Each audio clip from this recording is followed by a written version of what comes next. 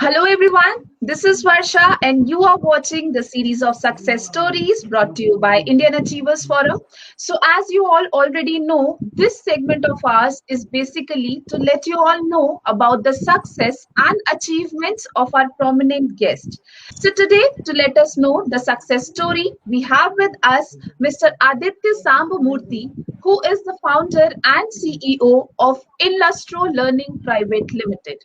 But before we actually start the conversation with him, let's quickly have a look at a very small video telling you about what we actually do.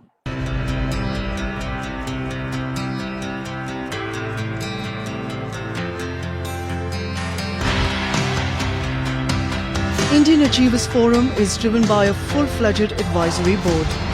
The board consists of experienced personalities who have excelled in their respective careers. Together, the forum organizes conferences, events, workshops, exhibitions, trade shows, and B2B initiatives in India as well as abroad. Where there is passion, there is achievement. And where there is achievement, there is Indian Achievers Forum.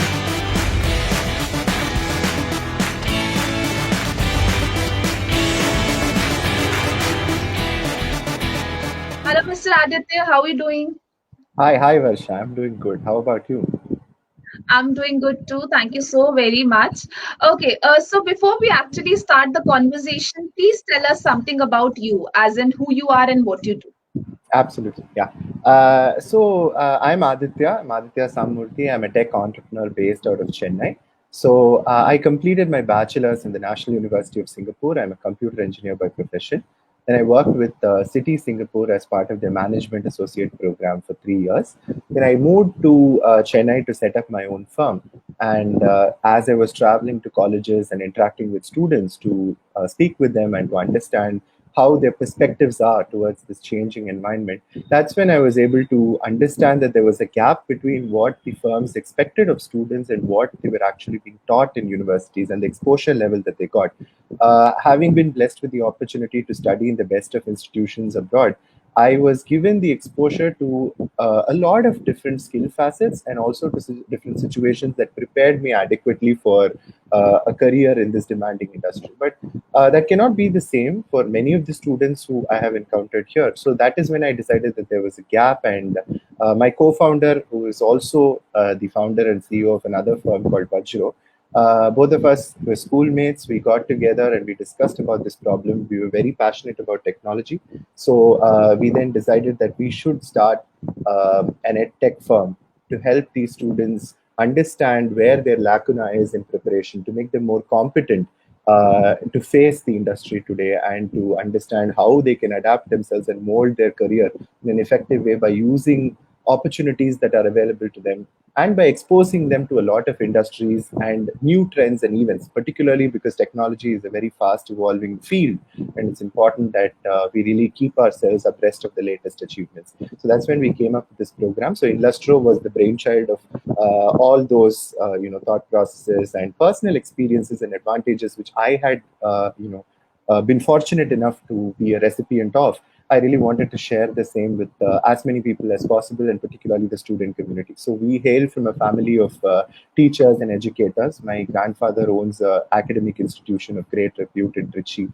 So being someone who's very passionate about education from a very young age, he's always taught me the importance of learning and how teaching someone and giving access to the proper educational opportunities to a child at the right age can really make a transformative and indelible impact in their future. So that's something which stuck on to me.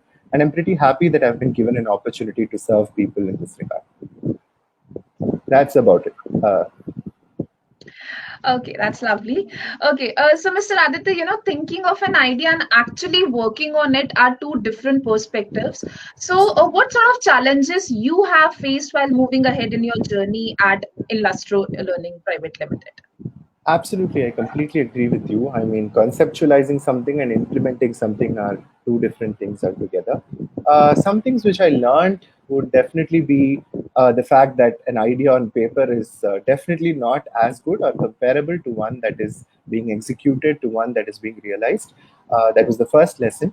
And I really understood the importance of how you need to negotiate and structure business processes, and how you need to create a channel of value to your consumers. What are the different impediments that are there in translating your vision to an artifact of reality? For example, I wanted to create this edtech platform, but things like how do I reach out to the right target audience? How do I demonstrate the fact that the platform is as efficacious as I want it to be?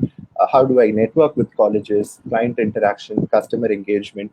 These are different terms. I always had an academic taste of them, but being an entrepreneur gives you the understanding of these terms from a very realistic, practical, and grounded level. So I think that's something which I got a fresh perspective of as I was trying to implement it. To be specific about the challenges, it is about getting the students to understand how important it is to route their time towards preparing themselves to be more capable, and making them understand that it's not just an added part of their curriculum that they are forced to do, but rather something that they should really want to or aspire to do, so that they can remain competitive and they can also enjoy creating new value in today's industry, that too with so many developments coming around the corner. So changing the student mindset, making the college and the administration understand how important such a transition is, particularly given the phase that our country is and the globe is in, with the new wave of technology going to define the fourth revolution, industrial revolution that we are going to see. I think it's critical that our students form part of the innovation pipeline. They really are the pillars of innovation, and they can create a dramatic change in the value that our country produces at a global level. So these are some of the challenges which I really find, initially at least, to communicate as effectively and as I should say intently to the counterparty, and to make them understand how important this is. But I think the proof of the pudding lies in the eating. So over time, as they start experiencing the benefits of such kind of an exposure, students automatically understand the importance of it and start gravitating towards the program by themselves. So yeah, those are some of the challenges, and they still continue to be there. But I think each day is a victory, and each day is an incremental progress made in the right direction. Absolutely. Okay. So, Mr. Aditya, please elaborate about the services that your organization provides. Yeah, sure. So for us, we were like, so we understood the problem. So to start off with, it wasn't, uh, as the textbook of entrepreneurship says everywhere, we never created a solution and then found the problem that would fit it. But we actually went around the right way of looking at it, because I think that's how it was meant to be, perhaps. We sought out the problem, which was pretty evident, which was often being reported, which is that our engineering graduates are so excessive in number, but yet the employment percentage is not an encouraging figure.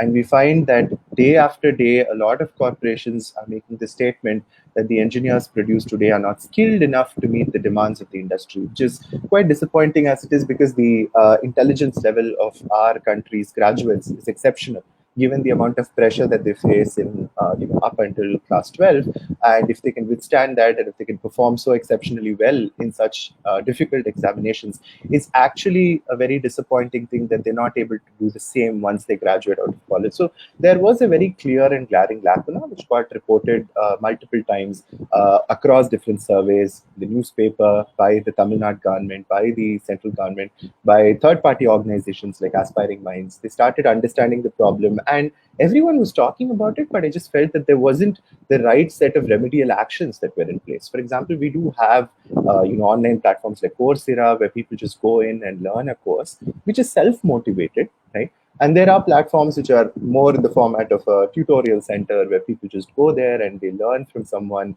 and things happen in a very traditional route of a tuition center, but for colleges and for jobs. There wasn't something which was very integrated with the curriculum, and there wasn't something which was tailor-made to a large number of students. Customization always comes with limitation in number.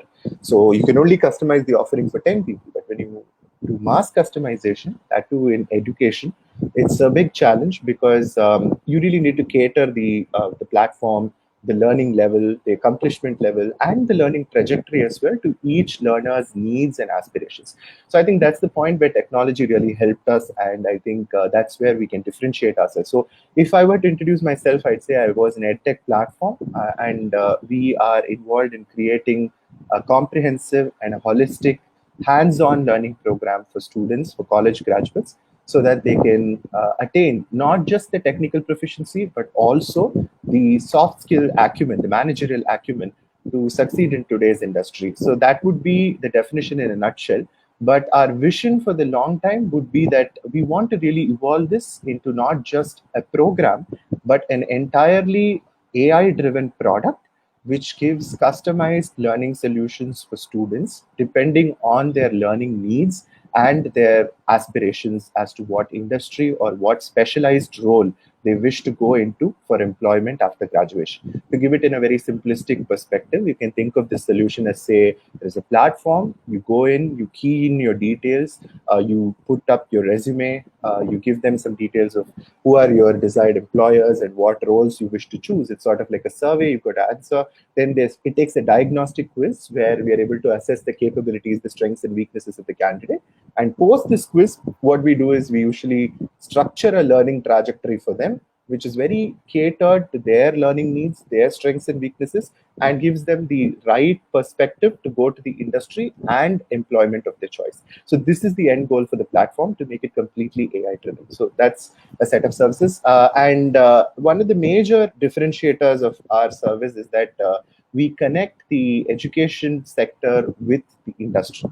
So why that is being done, why is it not just a course where people can go and learn, is because learning is not a passive process. It cannot be a one-way process where someone just goes to a platform, looks at a video, answers a couple of questions in multiple choice or otherwise, and then assumes that the content has sunk in. Today's learning has to be hands-on, it has to be application-centric. So gone are the days when people could just acquire certifications by writing certain exams and claim credibility for having known the technology. But now everything is more experiential. People expect them to get down and work on an internship, to engage with a firm. And even from a macro perspective, innovation is actually triggered by three different pillars. One is our students, second one is the educational institutions, and third one is, and most importantly, is the industry. Now, when there is no proper connection or pipeline between them, which is organized and which is collected and which can properly channelize ideas into fruition, then what happens is there is a lot of splintered ecosystem, as what we may call it. A lot of disconnected units, industries trying to find out the right talent, students trying to apply to the right roles, colleges trying to understand what to teach and what not to teach and how to teach. So there's really a disconnect here, which we're trying to sort of bridge the gap and create a platform which can standardize expectations and make things more easy and adaptive and responsive to the changes that are being introduced into the industry as each day passes. So that's how volatile the tech industry is. And we want that volatility to be something that can be felt as deeply as it is felt in the stock markets in the classrooms as well. So students should be able to sense the pulse of the industry and how it's changing, and automatically have an infrastructure that can help them adapt to the current pulse of the industry and make themselves relevant in any changing socioeconomic condition. So that's to put it in a nutshell. Okay, so now talking about the future. So what further plans do you have for Illustro Learning Private Limited? Absolutely. So I would think that one of the basic things is expansion. We really want to bring in a lot more colleges to standardize the learning process. We are in the process of tying up with a lot of firms and giving them an insight into our program and getting their feedback and trying to fine tune the program to be more industry relevant. We would like to also introduce courses which can prepare students not just for clearing the interviews, but also for performing effectively up to 3 years in the role that they go into. For instance, say you're going to a fashion tech firm, then how do you know what fashion tech is? You just go from a technology background without any domain understanding. We can do a lot to rectify that, and we can introduce a lot of career-centric courses in the final year of the program, which are still underway, and which really require the cooperation of the firm. And that would help standardize the placement processes, and it will also help release a lot of these untapped reserves of students who are in the second tier cities, who are definitely capable, but they just don't have the right exposure. So we want to amend that process and give them an opportunity to be applying for these really specialized roles and responsibilities, not just as a software engineer, but as, say, a machine learning engineer or a data scientist or a big data analyst, and so on and so forth. So that's the idea behind this. So that is one of the near futures that we envision for ourselves. A slightly distant future is, as I said, completely making the solution AI driven and ensuring mass customization, providing adaptive learning as a capability for students to learn as per their learning requirements and their professional aspirations, so that they can just come into the platform and have a seamless transition to being an effective employee. So the college to corporate transition has to happen as seamlessly and as smoothly as it can, and to repair the innovation ecosystem so that we can really channel innovation appropriately from the institutions to the corporates with the aid of the government. So that is something which we are looking at further down the line. Okay, and I wish you all the very best for all these Thank you. plans, of course. Okay, so Thank you. now Thanks, moving man. ahead, as by now we all are aware of the importance of becoming Atmanirbhar. So, what are your views on self-reliant India? And also, if you could, tell us about how is your organization working towards this campaign? Absolutely, yeah. So this is something which I would laud as an initiative by the government, because I'd like to detour a bit to help put in perspective how helpful it can be for the technology industry to be self-reliant in a time like this. If you had taken the example of China, China has a very thriving entrepreneurial ecosystem. The government aids it by giving it protection, so as to say, from foreign competitors. This protection is not isolation, as many people think it is. That is not the case. They are very open, they're global, they allow people to come in. But at the same time, the amount of support that you give to your own country's indigenous homegrown technology, that is really essential for our entrepreneurs to flourish. Because ever since Modi ji has given the Atmanirbhar initiative and put it into full swing, our PPE industry has really grown by leaps and bounds. And that's, I think, a clear instance of how much they need support and reinforcement from the government. So Atmanirbhar or self-reliance is important from another perspective, particularly with relevance to technology, which is control over the data that we generate, that our citizens generate on the network and on the websites. Because we know that, in this age, data is the new oil. So it's very relevant that we keep the information that we create, the digital footprint that we create across different websites, may it be social networking, may it be e-commerce. I would say it exposes us to a lot of dangers which we are yet to uncover. For instance, if there were some third-party organization who's actually collecting the data that each customer generates through their digital footprint, they can build a persona or a virtual identity of that person, which can be used to a lot of malicious purposes. So given that we are living in a country and we are living in an age where technology really rules the roost, we should be all the more careful to ensure that our data, our citizens' data, is handled properly, and it doesn't have the data exposure that can actually be very detrimental, not just to citizens but also at a national level. So I think building these indigenous apps, like maybe an equivalent for Facebook or an equivalent for Twitter or a homegrown equivalent for, say, Amazon, just like Baidu, Tencent are there in China, that really gives not just the entrepreneurs a boost in confidence that the government is supporting them, but also gives our country a lot of leverage over the data of its own citizens. And we can protect the digital environment and make it safer as opposed to how it is today. So I think it's a great initiative by the government, and I really welcome it, because I think we need to create this active and thriving ecosystem of entrepreneurship. Only then we can reduce the barriers to entry for people to become entrepreneurs, for more people to realize their dreams and try to come forward and try to take the risk, take the plunge, and build startups to see their vision to reality. So having said about that, what we are looking forward to as a firm under this particular policy is that we really think that this is an opportunity for our firm to establish our EdTech service as a very unique offering, tailor-made to the Indian industry and to employment sectors in India.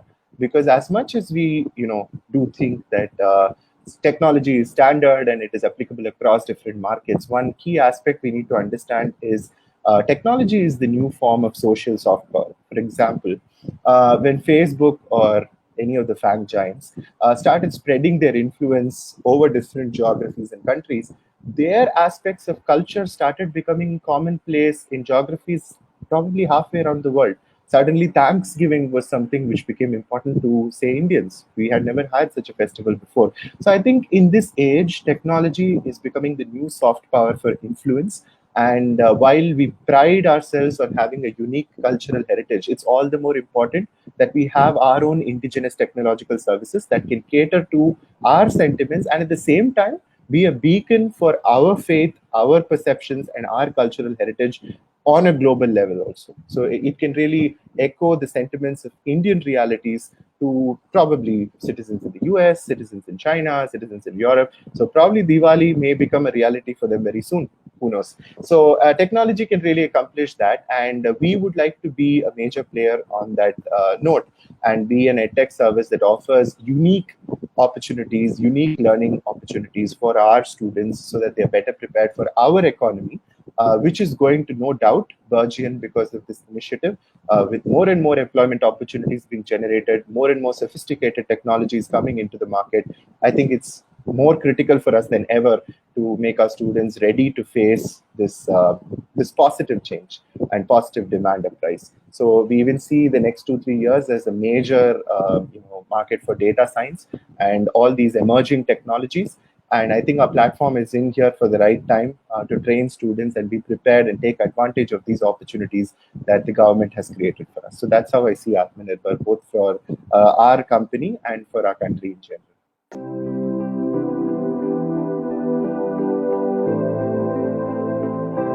All right. So moving ahead now, there is this one question I was, literally waiting to put forward to you, and that is, what are your feelings on winning this Indian Achievers Award? Oh, absolutely. I think that was the most evident thing. You can see my face is glowing with happiness. So it's definitely an honor to receive it. And I'm absolutely thrilled. Like I had spoken to a lot of my friends and relatives when I heard the news. The first thing that I said was, I think it's this recognition and this kind of, I would say, encouragement from leading and esteemed institutions such as yourself is what that keeps entrepreneurs growing. Entrepreneurship is definitely not a cakewalk. It's not a bed of roses. As much as it is creatively fulfilling to realize your dream day after day, it has a significant number of challenges to it. And it is such rewards and recognitions and encouragement which keeps us going and which really keeps us aware of how important our work is, and that we should go on no matter whatever obstacles we may encounter in our pathway to success. And absolutely, I'm totally psyched to have received this award, and I hope that I can continue my work to perhaps win many more such awards from even your own esteemed organization in the future as well. And I once again congratulate you on this achievement of yours. Okay. So now moving ahead, please put some light on the CSR activities that you are involved in. Yeah, absolutely. So for us, corporate social responsibility is something which we see as not just an additional avenue that the company has to work in, because we are in a sector where education by itself is a very powerful social responsibility. So how we extend our CSR is by implementing our solution for colleges where there is a difficulty in paying for the platform or for the services. We roll down the cost of these services. We provide our services in indigenous languages, in local languages, so that people can understand. And we even go for outreach programs to a lot of Tier 2 and Tier 3 universities. Our CSR is mainly centric on education for all. And I believe that our country is blessed with innate intelligence. So all it needs is the opportunity and the right pipeline for expression. So our CSR is a part and parcel of our day-to-day business as well. Of late, we have taken up a particular college where it's an all-girls college, and there's a lot of opportunities that we see there for a synergy where we can bring up the employment ratio, we can bring up the awareness level of the students to a point where it is on par with the best institutions in the country. And we don't see that as a challenge. We see that as a blessing and as an opportunity where we can contribute as a firm and make our offering one that is socially responsible and capable of creating a turnaround that people can witness and experience for the rest of their lives. So that's how we see CSR in our firm. Okay, so now, last but not the least, what message or piece of advice you would like to give to our younger generation who wish to be a successful entrepreneur someday? Absolutely. I would definitely say that I still have a long way to go, miles to go before I sleep. But there are some lessons which I would definitely like for people who wish to choose entrepreneurship that I would like to share. The first thing is it's never too old to start up, or it never is it too young. Never allow your ambitions to be dictated by what society wants or what someone else wants. Always play to your strengths, know your strengths well. If you like doing something, it's perhaps your strength, so please discover that. Please be in touch with yourself, in your core personality, your own ideals, and understand where your key strengths lie. If you're able to find that, then I think if you can make a profession out of it, you'll be happy for the rest of your life.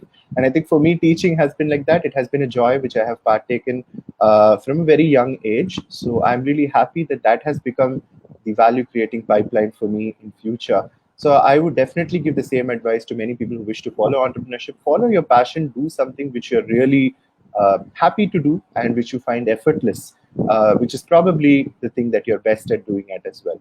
So another thing is, along with having provided that, I would also say always have a touchstone of rationality. It's important to be rational, it's important to be objective. While I would encourage you to pursue your dreams at any cost, at the same time, it is also important to have a rational framework of thought on how to approach any opportunity. Take the advice of mentors, take the advice of peers and your well wishers. Always keep them close to you, and no matter what amount of success you may get, I think it is very important that you remain grounded and that your family is always with you and your values always guide and sustain your journey throughout. So that would be my 2 cents for people. Very well said, sir. Okay, so thank you so very much for joining us Thank you. today. It was a pleasure talking to you, and I wish you all the very Likewise. best for all your future endeavors, and may you to continue to inspire us the way you are doing. Thank you for being with Thank you. us. Thank you so much, Varsha. Really appreciate it. And thank you so much. Thank you to IAF for having recognized me. And hopefully, I can keep winning your recognition in future and do quality work for the nation.